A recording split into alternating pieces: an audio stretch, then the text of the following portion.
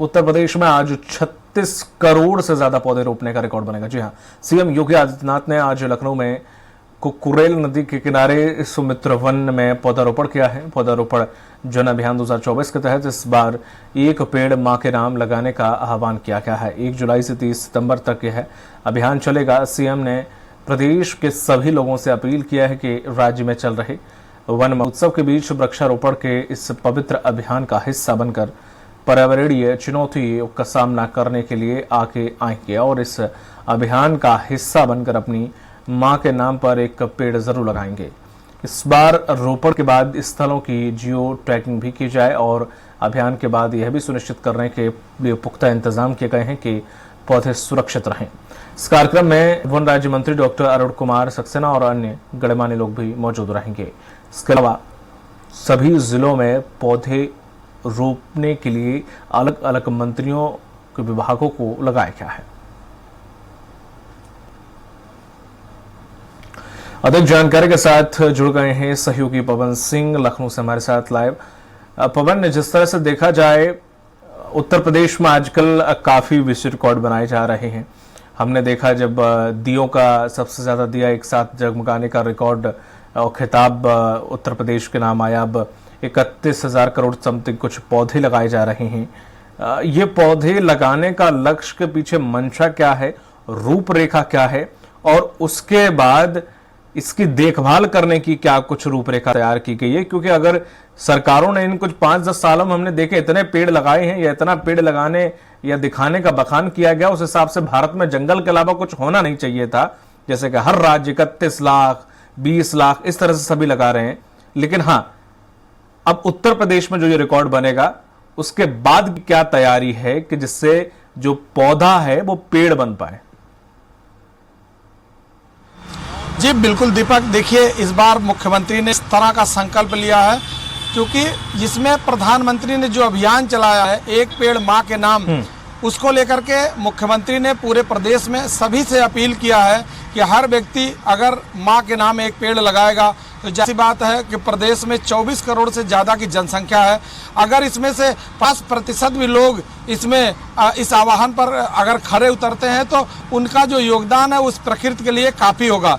उसी कड़ी में मुख्यमंत्री ने आज उस स्थान पर पेड़ लगाने का काम कर रहे हैं जहां पर अभी जो 1200 मकान जमींदोज किए गए हैं। मुख्यमंत्री ने उस मकानों को जो है जमींदोज किया है, तोड़ा है। उसके अलावा सबसे बड़ी बात है कि उसको सौमित्र वन के रूप में डेवलप करने का उन्होंने एक प्लान बनाया है जिसमें करीब 25 एकड़ जमीन में वन क्षेत्र डेवलप किया जाएगा कि प्रकृति का पूरी तरह से उसमें विकास हो। लखनऊ या अन्य शहरों की जिस तरह से आबो हवा बदली है उसको सुधार करने के लिए हर साल वन दिवस पर वो कार्यक्रम बनाया जाता है और हर बार मुझे मालूम है कि करीब 2 करोड़ 5 करोड़ 6 करोड़ पौधे लगाए जाते हैं। लेकिन उन पौधों का रख रखाव न होने की वजह से वो पौधे आधे से नहीं 10-20% भी बचाना मुश्किल होता है। लेकिन इस बार मुख्यमंत्री ने इस बात को लेकर के सभी अधिकारियों को निर्देश दिया है कि इन पौधों का जियो टैगिंग कराया जाएगा।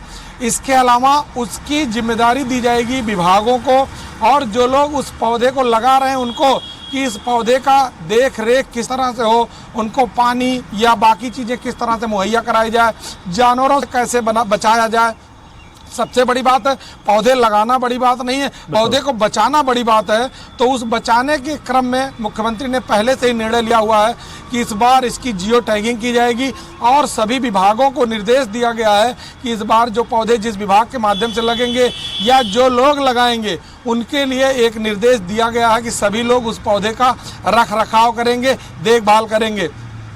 आज मुख्यमंत्री उसी जमीन पर जहाँ पर वो मकान हटाए गए हैं वो कुकरेल नदी का ही पार्ट है, उसमें अवैध निर्माण लोग करके वहाँ रह रहे थे, उसको हटा करके मुख्यमंत्री वहाँ वन क्षेत्र सौमित्र वन के नाम से उसको डेवलप किया जाएगा और वहाँ पर करीब 25 एकड़ में वन क्षेत्र डेवलप होगा जिससे कि प्रदेश की और लखनऊ की जलवायु की वो आबो हवा बदलेगी। इसके अलावा पूरे प्रदेश में मुख्यमंत्री ने सभी को ये निर्देश दिया है, जितने भी मंत्री हैं सभी को एक एक जिले में बुलाया गया है, उनको बताया गया है विभाग के माध्यम से, वो उस जिले में जहाँ के प्रभारी हैं या जहाँ पे उनको अलॉट किया गया जिला, आज पूरे प्रदेश में सभी मंत्री पौधरोपण का काम करेंगे और मुख्यमंत्री का अनुमान है कि 36 करोड़ से ज़्यादा पौधरोपण करके एक इतिहास रचने का काम करेंगे पूरे उत्तर प्रदेश में। इसके अलावा सभी विभागों को लगाया गया है कि सभी विभाग का एक एक टारगेट दिया गया है कि वो ये पौधरोपण का काम में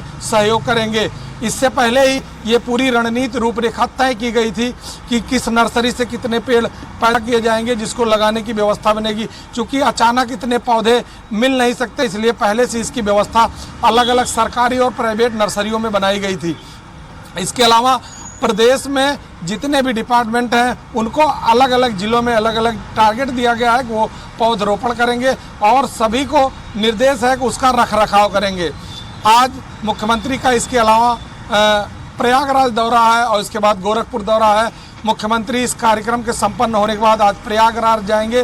प्रयागराज में वो कुंभ से जो तैयारियां चल रही हैं कुंभ के रिलेटेड, उस तैयारियों का जायजा लेंगे और वहाँ पे जो अधिकारी काम कर रहे हैं उनसे इसकी प्रगति का रिपोर्ट लेंगे, जानेंगे कि क्या प्रगति हुई, कि 2025 में जो महाकुंभ आ रहा है उसको लेके मुख्यमंत्री योगी आदित्यनाथ स्वयं इसकी मॉनिटरिंग कर रहे हैं। उनका अनुमान है कि इस प्रदेश में आज तक अभी तक जितने भी महाकुंभ हुए हैं उससे ज़्यादा भीड़ या उससे ज़्यादा श्रद्धालु आने की पूरी संभावना है। अभी तक का जो अनुमान है ऐसा माना जा रहा है करीब 30 करोड़ से ज़्यादा श्रद्धालु पूरी दुनिया से प्रयागराज आएंगे। तो इस बार का महाकुंभ काफ़ी टास्क भरा है और पिछले 2 साल से इस महाकुंभ की तैयारी चल रही है प्रयागराज में। वहाँ पे रोड बनाई जा रही, नई पुल बनाए जा रहे हैं, उसके घाट का जो क्षेत्र है वो बड़ा किया जा रहा है। इसके अलावा मेडिकली सुविधा वहाँ डेवलप की जा रही कि अगर इतने बड़े क्षेत्र के लोग वहाँ पे इकट्ठा होंगे और उसमें अगर किसी को मेडिकली प्रॉब्लम होती है या कोई दिक्कत होती है तो उसका कैसे रखरखाव किया जाएगा, अचानक अगर कोई समस्या आती है उससे कैसे निपटारा किया जाएगा। इसके अलावा अग्निशमन के जो व्यवस्था की गई है वो बड़ी व्यवस्था की गई है। बाकी जितने भी साधु संत हैं, जितने अखाड़े हैं, उनको जो ज़मीनें अलॉट की जाती हैं उस कुंभ में आयोजन होता है तो उस समय के लिए बहुत सारे जितने भी अखाड़े हैं, जितने भी संत हैं, उनको लिए ज़मीनें अलॉट की जाती हैं, वो लोग वहाँ आते हैं। तो साधु संतों की क्या व्यवस्था है। इसके अलावा कभी कभी ऐसा होता है कि जब कुंभ आना होता है या कुंभ का जब समय होता है उस समय पानी का जो है बहाव कम हो जाता है या पानी कम होता है, तो वो अगर पानी का बहाव कम होगा तो बाकी नदियों से किस तरह से उसको टैग किया जाएगा, जोड़ा जाएगा, जिससे कि उस समय पानी की कमी ना हो, जिससे कि जो श्रद्धालु आएंगे वहाँ पर उनको अपने जो कार्य है, जो उनकी पूजा है, जो उनको स्नान करना है, उसमें कोई कमी ना हो। इन सभी बातों का मुख्यमंत्री पूरी तरह से स्थलीय निरीक्षण करेंगे, अधिकारियों से वहाँ की प्रगति जानेंगे और जो कमियां होंगी उसके लिए आवश्यक दिशा निर्देश देंगे। इसके बाद मुख्यमंत्री का गोरखपुर दौरा है और वो गोरखपुर जाएंगे। वहाँ पर चिड़ियाघर में 1001 पौधे लगाए जाएंगे। वहाँ मुख्यमंत्री मुख्य अतिथि के रूप में वहाँ पहुँचेंगे, वहाँ भी वो पौधरोपण का काम करेंगे और इसके अलावा आज रात्रि वहीं विश्राम करेंगे। कल गुरु पूर्णिमा पर वहाँ पे एक आयोजन होगा, पूजा पाठ करेंगे और गुरु पूर्णिमा में वहाँ वो शामिल होंगे। कुल मिलाकर मुख्यमंत्री का वहाँ गोरखपुर में 2 दिवसीय कार्यक्रम है। इसके अलावा प्रदेश के अन्य मंत्री अलग अलग जिलों में जाएंगे। उसी कड़ी में डिप्टी सीएम केशव मौर्य का आज कौशाम्बी दौरा है, वो सिराथू जाएंगे। वहाँ पौधरोपण के कार्यक्रम में वो हिस्सा लेंगे और अधिकारियों से वार्ता करेंगे, वहाँ पे समीक्षा बैठक करेंगे। सबसे बड़ी बात दीपक बताना चाहेंगे कि आज एक संगठन की बड़ी बैठक आहूत की गई थी, लेकिन बिना किसी कारण बताए इस बैठक को कैंसिल कर दी गई है। इसके पीछे का अभी कोई बड़ा कारण सामने नहीं आ रहा है, लेकिन डिप्टी सीएम केशव मौर्य का इससे पहले कौशाम्बी का कोई कार्यक्रम नहीं था, लेकिन जब संगठन का कार्यक्रम कैंसिल होता है, संगठन कार्यक्रम नहीं होता है, तो उस कार्यक्रम के कैंसिल होने के बाद अचानक उन्होंने सिराथू का कार्यक्रम बनाया है। क्योंकि अभी तक यहाँ प्रदेश में जो पवन जी ये कहा जाए कि आज उत्तर प्रदेश के लिए बड़ा ऐतिहासिक दिन है, क्योंकि जिस तरह से 36 करोड़ पौधे लगाने का लक्ष्य निर्धारित किया गया, वाकई अभी तक ऐसा किसी राज्य ने किया नहीं और ना ही ऐसी इच्छा शक्ति जाहिर की है। बहुत बहुत शुक्रिया तमाम जानकारी साझा करने के लिए। और सीएम योगी आदित्यनाथ उत्तर प्रदेश से लाइव आपको दिखा रहे हैं, जहां पर 25 एकड़ भूमि पर वन परिक्षेत्र 1 जुलाई 30 सितंबर तक चलेगा यह अभियान। पेड़ लगाओ के लिए एक संकट खड़ा करने जा रहा है। इस नए संकट से उभरने, क्योंकि संकट कहीं और से नहीं, मनुष्य के स्वार्थ ने ही प्रदान किया है, इसलिए इसको नियंत्रित करने की जिम्मेदारी भी मनुष्य के ऊपर ही होनी चाहिए। और इस दृष्टि से दुनिया के सबसे बड़े लोकतंत्र के संवैधानिक मुखिया के रूप में प्रधानमंत्री मोदी जी का यह आह्वान हर भारतवासी के लिए यह एक मंत्र बनना चाहिए। इस अभिलाषा से हम लोगों ने प्रदेश में इस पवित्र अभियान को अपने हाथ में लिया और मुझे प्रसन्नता है कहने में कि 5 जून के बाद से लगातार प्रदेश में वृक्षारोपण महाअभियान के साथ एक पेड़ मां के नाम लगाने का यह गौरव उत्तर प्रदेश के लगभग हर परिवार को प्राप्त होने जा रहा है। एक ही दिन में इस पवित्र अभियान के तहत उत्तर प्रदेश के अंदर कुल आबादी अगर 25 करोड़ की आप माने तो इसमें आधी आबादी के हिसाब आप जोड़े तो लगभग 3 पेड़ और मातृशक्ति के नाम पर आज प्रदेश के अंदर लगने जा रहे हैं। एक ही दिन में लगने जा रहे हैं, जब हम 36 करोड़ 50 लाख वृक्षारोपण के इस रिकॉर्ड को तोड़ने जा रहे हैं। और मैं अब तक के आंकड़े आपको बता रहा हूं कि अब तक लगभग 12 करोड़ वृक्षारोपण के कार्यक्रम को हम संपन्न कर चुके हैं। आज के दिन पे सुबह से जो कार्यक्रम प्रारंभ हुआ है, 12 करोड़ पेड़ अब तक हर जगह रोपे जा चुके हैं। एक पेड़ मां के नाम, लेकिन इस पेड़ को लगाना भी है, बचाना भी है और फिर इसके माध्यम से अपने पर्यावरण को संरक्षित करने के कार्यक्रम के साथ ही हमें जुड़ना है। और इसीलिए हम लोगों ने कहा है कि एक पेड़ मां के नाम, पेड़ लगाओ, पर्यावरण बचाओ।